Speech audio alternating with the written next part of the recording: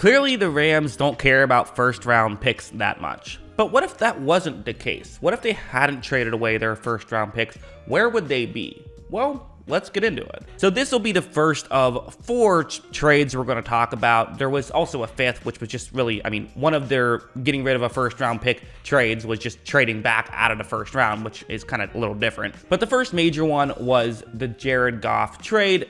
They ended up, the players that the team, what I'm doing here is the spots on the right, that's just simply the selections that they gave up. So for example, the 15th overall pick in that year, that ended up being Corey Coleman. Now, it wasn't selected by the Titans, the team that they traded with, but that's just, that's how that happened. Also, I should note that there were a couple of players on some of these trades that were really not worth noting, so I just left them off the list altogether. So these aren't the exact trades, but they're pretty similar. So knowing what we know now, if they, would you rather have Jared Goff or Corey Coleman, Corey Davis, and Jonnu Smith? Interesting too, the 2 first-round picks that they gave up were premium picks, the 15th and the 5th overall, but with Corey Coleman and Corey Davis, Corey Davis has done some good things. He did end up with just 16 yards shy of 1,000 yards in 2020, so he definitely did some nice things, but maybe not a star. Also, Jonnu Smith was selected in round 3, so Jonnu Smith, so,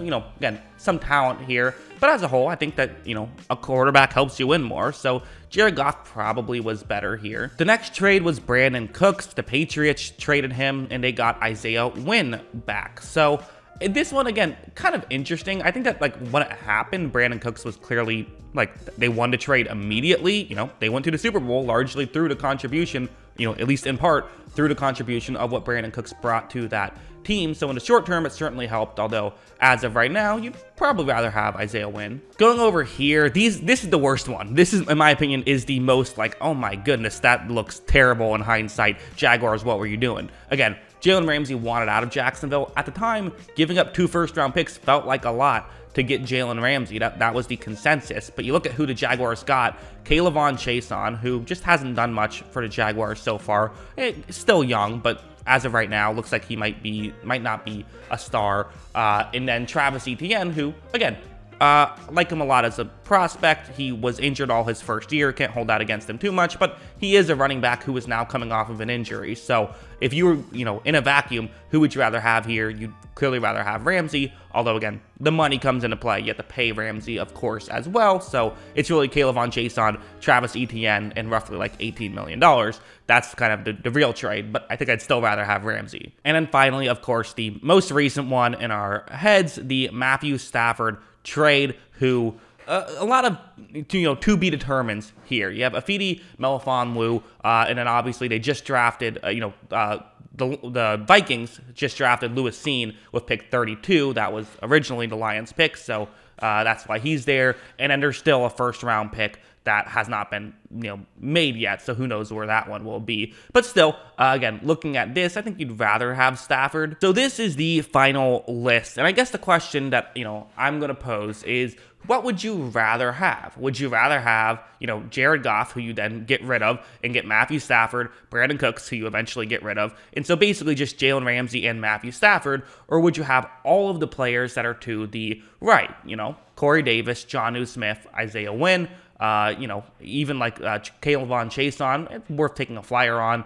Travis Etienne's interesting. Lewis Cine is interesting, and you still get a first-round pick here. Melifonwu's at least been a role player for the Lions, hasn't done a ton, but those are the, picks here. That's what you could potentially have. And I think it's also worth noting that, for guys like Corey Davis and Jonnu Smith, you would have had to pay them by now, right? If we're going by that logic of what would you rather have right now, you'd still have to pay those guys as well. That's worth mentioning, although the other guys you wouldn't. To me, I think that having an elite corner and a close to elite quarterback is so valuable. I'd rather probably have those 2 positions, even though you're giving up a lot. I think that that's kind of where I stand. But I was also curious in another aspect of this, because you see that there were some misses, I think it's fair to say. Corey Coleman was clearly a miss in the first round. Even Corey Davis was not worth the top 5 overall pick. You also have, Kayvon Chason, who has not established too much, and we haven't seen anything from Travis Etienne yet. So it got me thinking, well, what if we just looked at an average drafting team and we kind of put where the,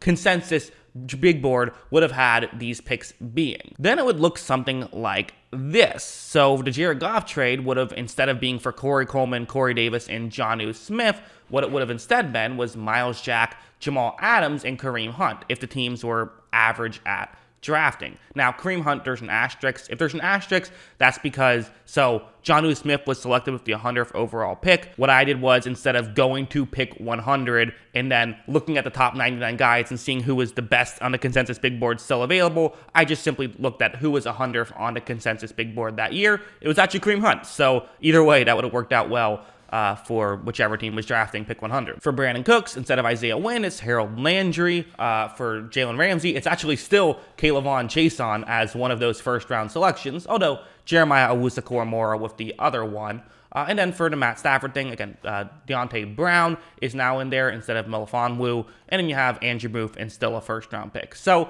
a little bit better. I think this group is probably a tad better than the other group, but it's not dramatic either. And again, what would you rather have? Like, Myles Jack had some good years with the Jaguars. Jamal Adams had some good years with the Jets.